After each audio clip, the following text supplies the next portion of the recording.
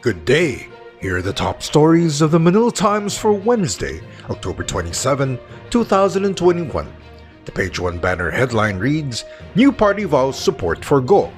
A newly formed political party established on Tuesday an alliance with the ruling Partido Demokratiko Pilipino Lakas ng Bayan to support the vice presidential bid of Senator Christopher Lawrence Bongo in the 2022 elections. Crowding at Dolomite Beach fuels controversy.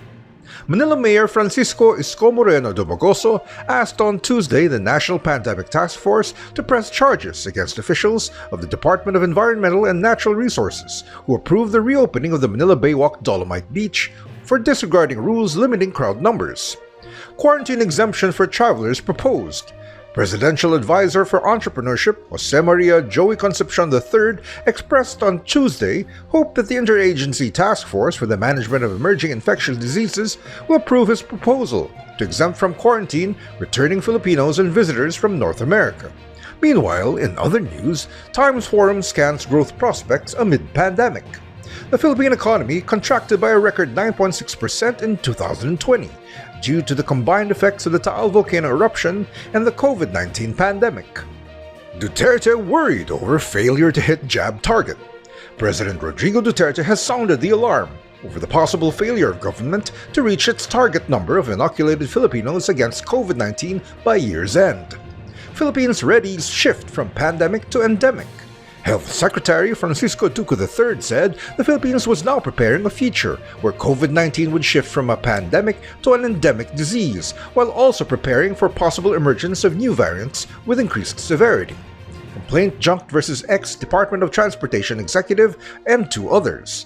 The Office of the Ombudsman has dismissed the complaint filed by Busan Universal Rail Incorporated against now former Transportation Undersecretary Cesar Chavez and 2 others.